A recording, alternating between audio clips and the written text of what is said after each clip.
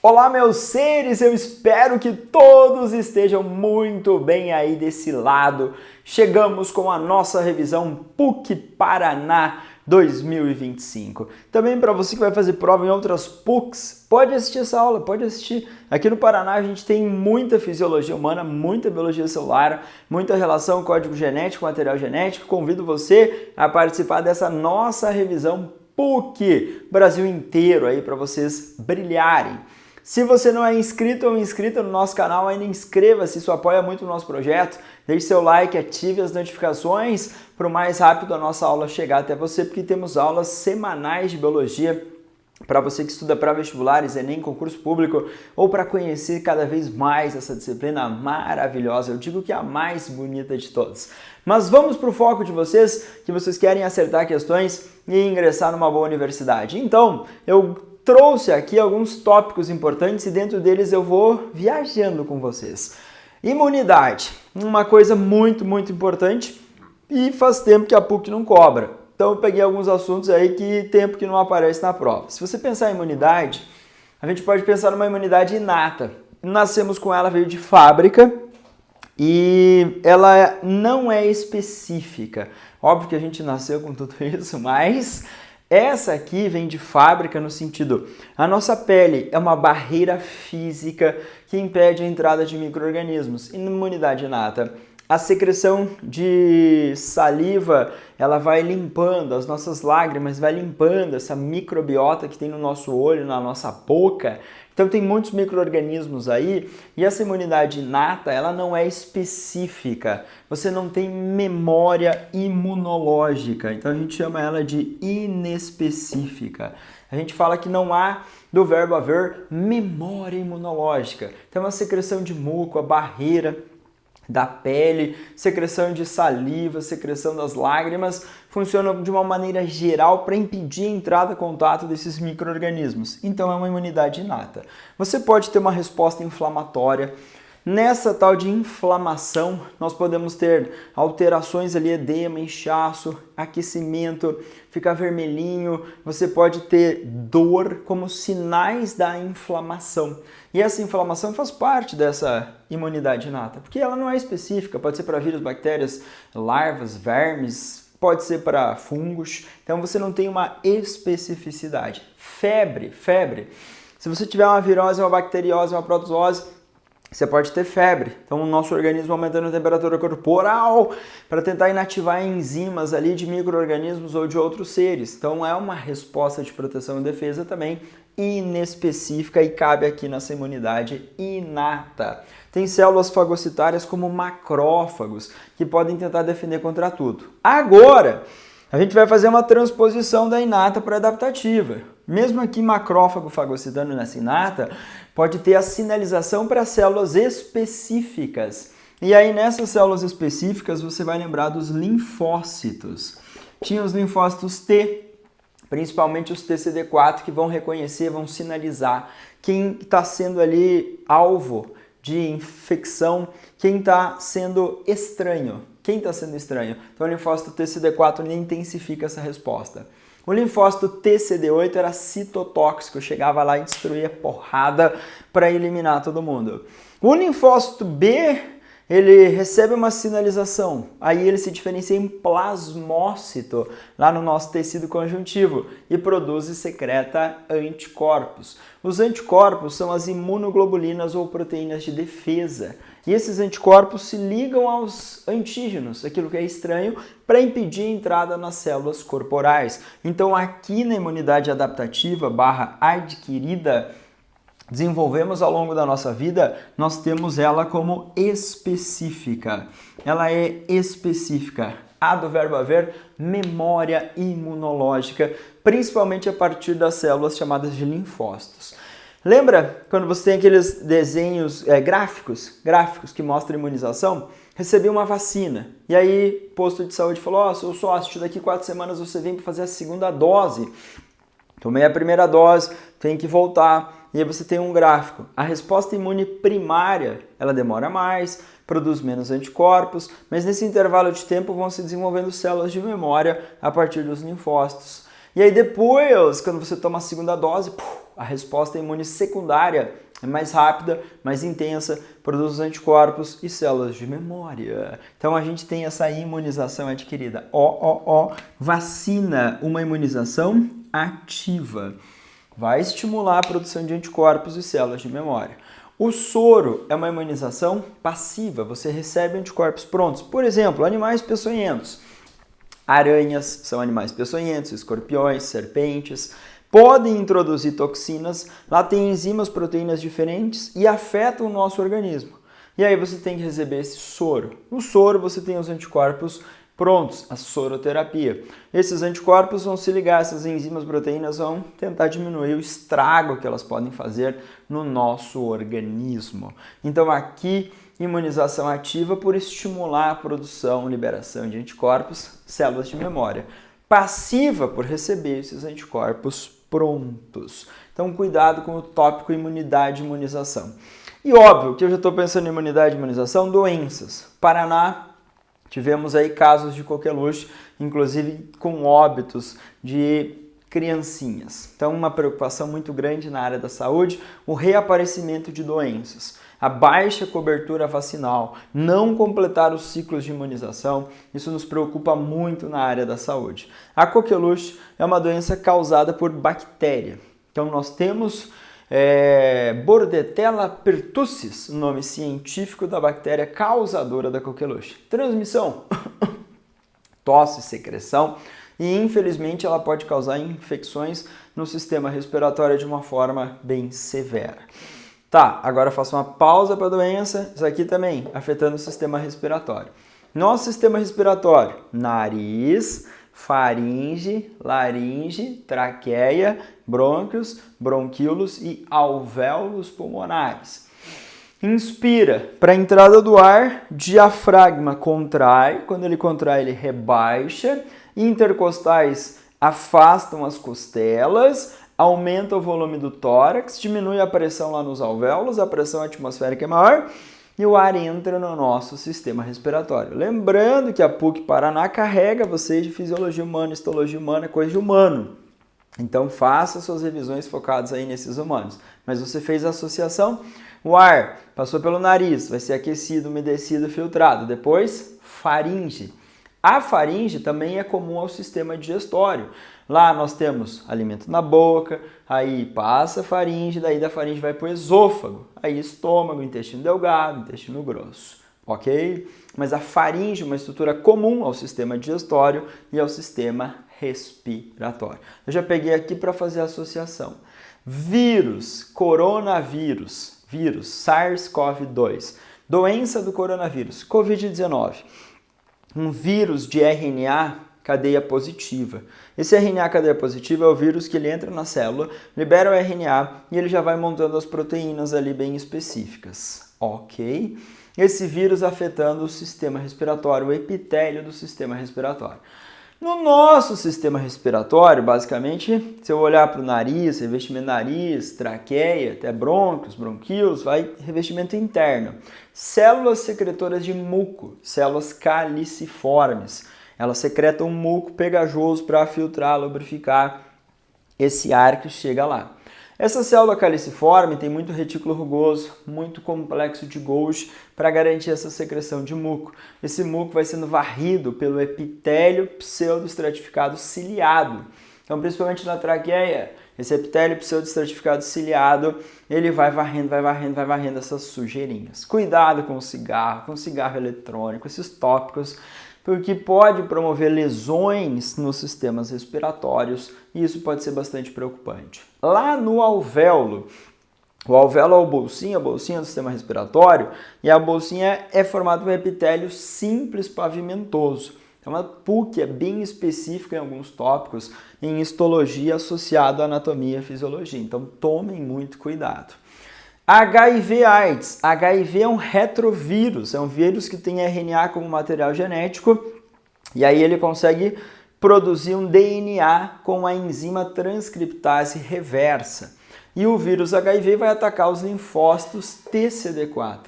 Vai reduzir a nossa capacidade de defesa, a nossa capacidade de proteção contra agentes estranhos. Então, Então, o linfócito TCD4 é o alvo do vírus HIV ou vírus da imunodeficiência humana. AIDS é a síndrome da imunodeficiência adquirida. Então, tem uma redução considerável nesses linfócitos TCD4, diminuímos a nossa capacidade de defesa. Malária é uma protozoose, uma doença causada por protozoário. É uma doença muito preocupante na região tropical. Você tem mosquitos, como o mosquito anófeles, mosquito prego, popularmente, pica, faz a transmissão. Você tem o protozoário multiplicando no fígado e aí nas hemácias. Então tem um ciclo de lesão em células do nosso fígado, saem estágios chamados de merozoítos que invadem as hemácias. Faz o ciclo na hemácia, que a gente chama de eritrocítico, rompe as hemácias, libera hemozoína, pigmento malárico, picos de febre nessa doença típica de regiões tropicais, presença de mosquito, protozoários do gênero Plasmodium. Então, muito preocupante na saúde pública. Dengue. Nesses anos aí, a gente tem aí desenvolvimento da vacina nos últimos anos, a aplicação já na população brasileira, mas uma baixa ainda quantidade de doses produzidas e distribuídas. Mas é mais uma forma de profilaxia. O vírus tem capacidade de multiplicar em células que fazem parte aí do nosso sistema circulatório. Redução de plaquetas, plaquetopenia.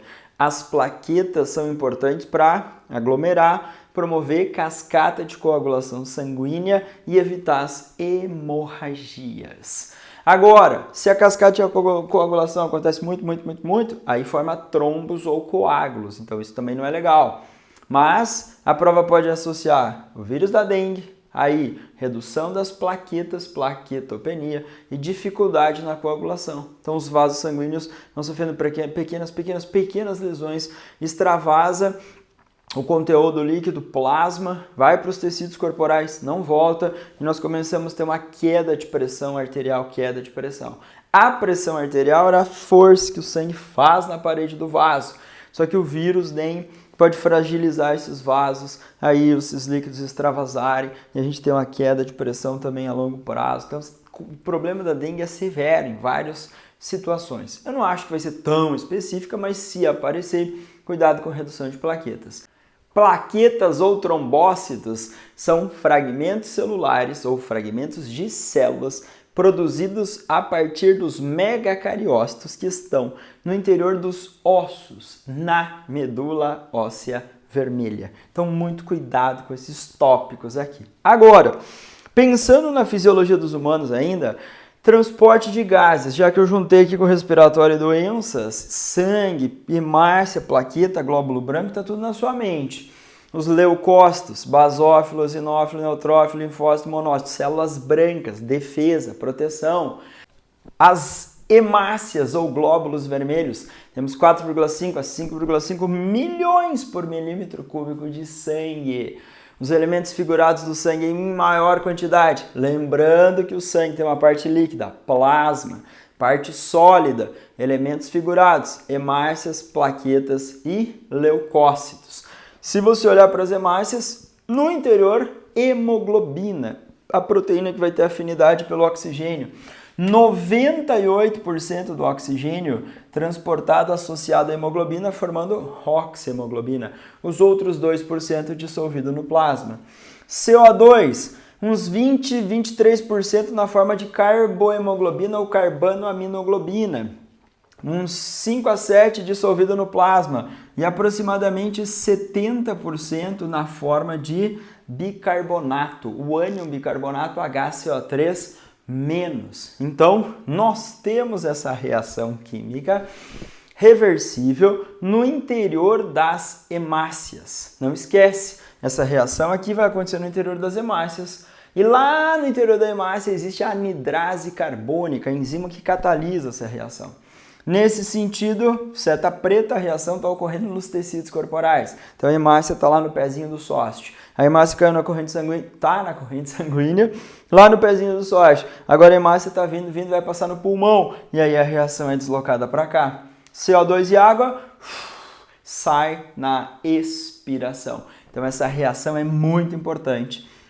o sistema tampão bicarbonato vai manter o nosso pH entre 7,35 e 7,45, pH ótimo para a nossa atividade e para o nosso funcionamento. Se aumentar demais a quantidade de CO2, vai aumentar a formação do ácido carbônico. Então a gente tem uma redução de pH, uma acidose. O nosso bulbo percebe isso. O bulbo faz parte do tronco cerebral, mesencéfalo, ponte bulbo, e é a regiãozinha que tem um centro de controle primário da respiração. E vai disparar sinal, vai aumentar a frequência respiratória para a gente eliminar o CO2. Agora, quando você vai dormir, a sua frequência respiratória diminui, o bulbo diminui o ritmo de disparar o sinal, a gente consegue reter ou segurar esse CO2 para manter esse pH entre 7,35 e 7,45. Então tome cuidado. No nosso sistema nervoso ainda temos o hipotálamo, um centro de controle do que nós chamamos de homeostase. Tipo, manter o meio interno constante, isso é homeostase. pH 7,35, 7,45 do plasma, parte líquida do sangue. Pressão arterial, quantidade de glicose, gases. Então o nosso sistema nervoso vai ficar monitorando, junto com os hormônios, monitorando, regulando. Agora, no hipotálamo, controle da fome, sede, temperatura, centro das nossas emoções, também produz hormônios o nosso hipotálamo. Tipo, o ADH ou vasopressina, que era um hormônio antidiurético. A ocitocina, liberado para garantir ritmicidade de contração uterina lá num feedback positivo. Mais libera ocitocina, mais útero contrai, mais libera ocitocina pro nascer num parto natural. Esses hormônios são produzidos no hipotálamo e armazenados na neurohipófise. O ADH, o antidiurético, atuando lá no néfron, unidade filtradora do rim, e reabsorvendo água para economia de água. Hormônio ADH, vasopressina, o hormônio anti-xixi. E se tiver alguma especificidade do sistema nervoso, você tem lá no sistema nervoso neurônios e além deles as células da glia, ou gliócitos. Os astrócitos, as micróglias, células de Schwann, oligodendrócitos são células da glia. Oligodendrócitos e as células de Schwann sintetizavam mielina, produção de mielina para os neurônios mielinizados. A mielina fica depositada aqui. Se esse neurônio estiver no sistema central, quem produz a mielina é o oligodendrócito. Se esse neurônio estiver no sistema periférico, é a célula de Schwann. Mas a mielina é produzida por células associadas aos nossos neurônios. Se você olhar para o neurônio, ele está despolarizado aqui. Você vai falar, como que você sabe, Soares? Carga negativa fora e positiva dentro significa que esse neurônio recebeu um estímulo. Capta no dendrito, envia para o corpo celular, axônio. Abre canal de sódio, entra sódio, despolariza, inverte carga elétrica. Esse neurônio é mielinizado? Sim. Então o impulso é saltatório, vai despolarizar essa região da frente. Até chegar na porção final do neurônio, abrir um canalzinho de cálcio. E aí você vê a entrada de cálcio e aí a liberação do neurotransmissor. Então esse aqui é um neurônio que a gente chama de pré-sináptico, antes da fenda. O neurotransmissor é liberado na fenda, esse é um neurônio chamado pós-sináptico. Geralmente lá no neurônio pós, receptores para ligar o neurotransmissor. Esse neurônio estava em repouso.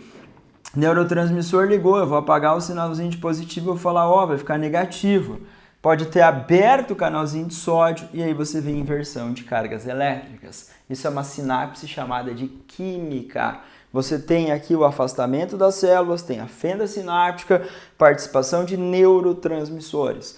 Noradrenalina, acetilcolina, dopamina, serotonina são neurotransmissores típicos. Adrenalina, um hormônio / neurotransmissor.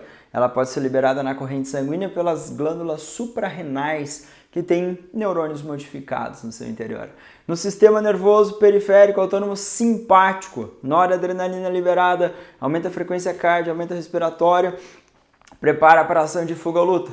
Acetilcolina liberada, reduz frequência cardíaca, reduz frequência respiratória. Só lembra que no sistema digestório, o sistema parasimpático, aumenta as atividades de secreção e o simpático reduz. Então aqui vocês estarão com questões direcionadas para o sistema nervoso e a participação.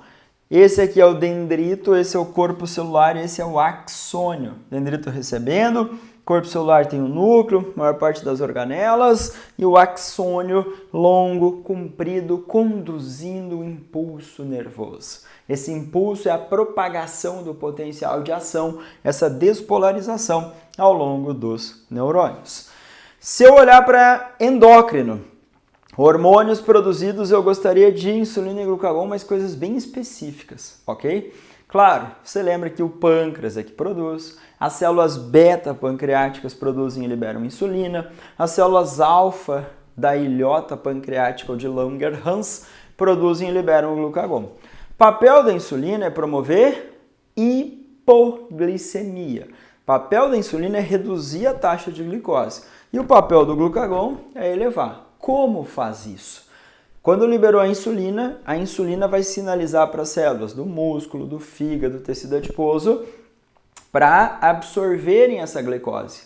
E aí, se for lá no fígado, se for lá no músculo, essa glicose vai dar origem ao glicogênio. Então, a insulina estimula transformação de glicose, eu vou pôr aqui glicose em glicogênio. Não vai ter espaço, vamos puxar para cá. Glicose, glicogênio.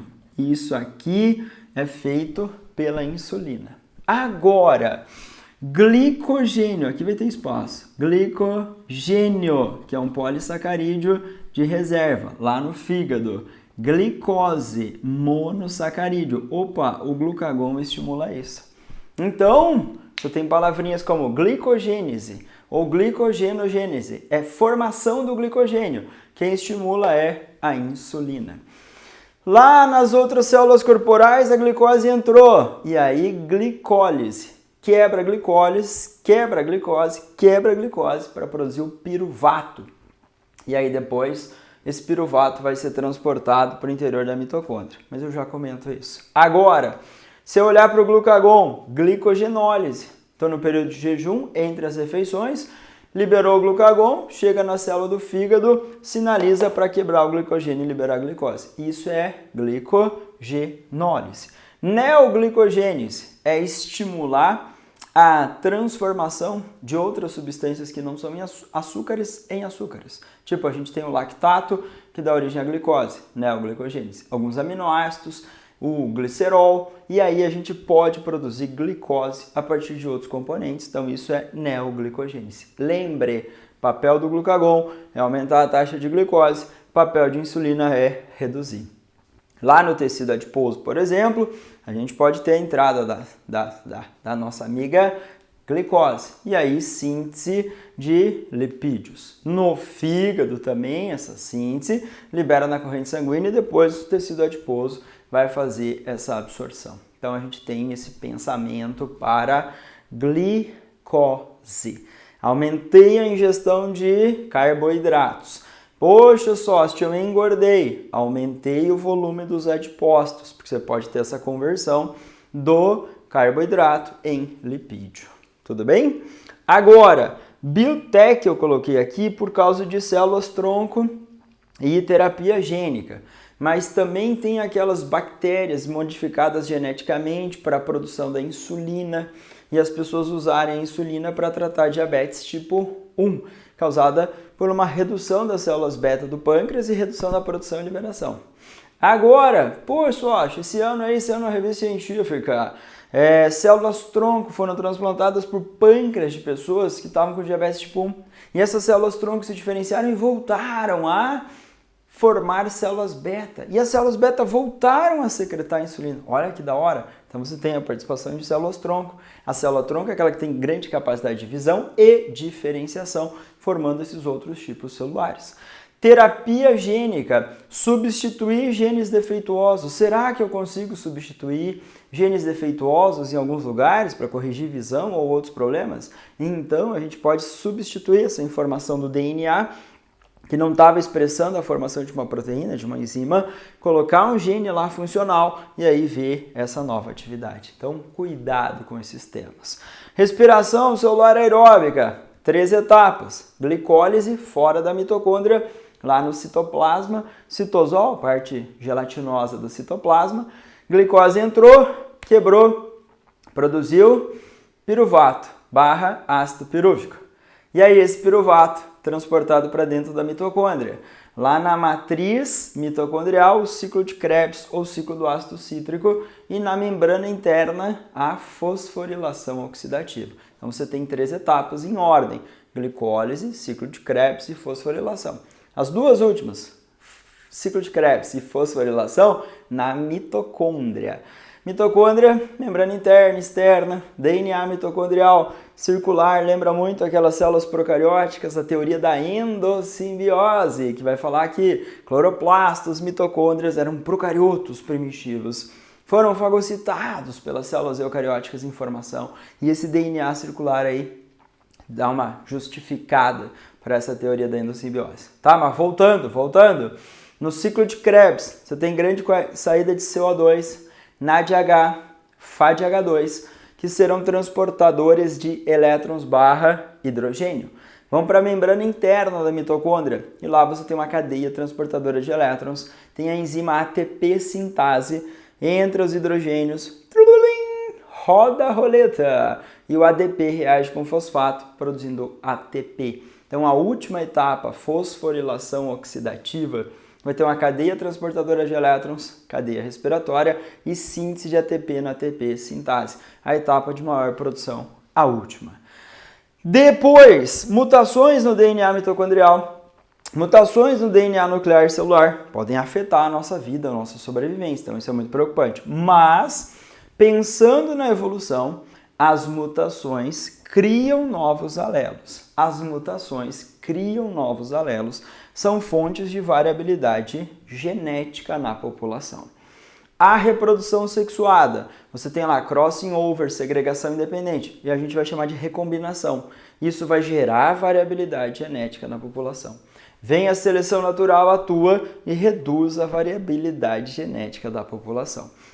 A seleção podia ser direcional, disruptiva ou diversificadora e estabilizadora. Então, na direcional, bactéria resistente ao antibiótico, bactéria não resistente. Selecionou as resistentes, direcional.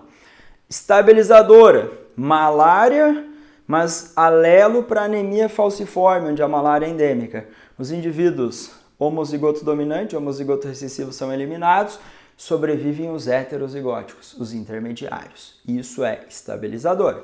Disruptiva ou diversificadora, seleciona os dois extremos. Então, nós pensamos em mutações, variabilidade, recombinação gênica, variabilidade, e para ter seleção natural, eu preciso de variabilidade genética.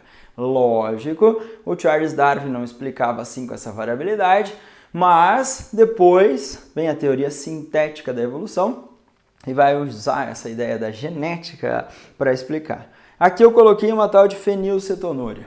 Você pode ter que reconhecer no heredograma uma herança autossômica recessiva. Por exemplo, casal heterozigoto, azão-azim, e teve um descendente afetado, azinho. Pergunta daí, qual a probabilidade próximo descendente ser afetado e ser uma menina? Se você tem essa condição, faz o quadrinho de Panner, vai dar 1/4 a chance de ser afetado, vezes 1/2 para ser menina, 1/8. Interprete o heredograma com base nas informações que ele passou no enunciado, então tome cuidado. Eu acredito que vai cair uma genética, cálculo, e vai ser primeira lei e menino ou menina. Então, essa é a dica para você brilhar. Vai ser a questão mais fácil da prova PUC Paraná. Agora, tecidos. Nós vamos pensar em epitelial, conjuntiva, muscular e nervoso. Ok, os tecidos se reúnem e formam órgãos. Na última edição tivemos um desenho da pele, um órgão formado por tecido epitelial e tecido conjuntivo. Beleza, se eu olhar para o tecido epitelial, tem o tecido de revestimento e o glandular ou secretor. Glândula endócrina, produzia e liberava secreção corrente sanguínea, então a hipófise é uma glândula endócrina, suprarrenal, produzindo e liberando os hormônios. Glândula exócrina, salivar, sudorípara, secretando na superfície do epitélio de formação. E mista ou anfícrina, o pâncreas, que libera o suco pancreático produzido nos ácidos pancreáticos, lançado no duodeno, e insulina e glucagon liberados na corrente sanguínea. Então, uma glândula mista ou anfícrina.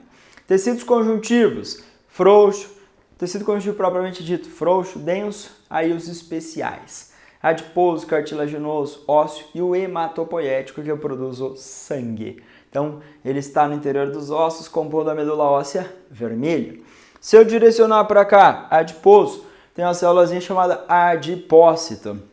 Esse adipócito, ele armazena os triglicerídeos. A célula pode aumentar de volume, a célula pode diminuir de volume, de acordo com esse armazenamento. Também o adipócito libera uma substância chamada leptina.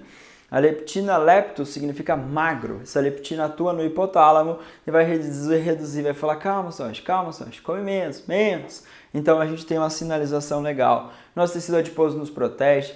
Nosso tecido adiposo é a maior reserva energética que nós temos lá, triglicerídeos que serão lançados na corrente sanguínea e usados como fonte de energia. Então, além da glicose, esses triglicerídeos. O tecido cartilaginoso é um tecido de sustentação e é um tecido avascular. Célulazinhas como condrócitos, condroblastos fazem parte desse tecido, mas cartilagens são avasculares. Tem cartilagem no interior, nas terminações, na parte interior dessas articulações, mas geralmente na superfície dos ossos. Então, a cartilagem hialina, mais comum. Pavilhão aditivo, cartilagem elástica, com mais flexibilidade. Entre os discos intervertebrais, cartilagem fibrosa ou fibro, mais rígida.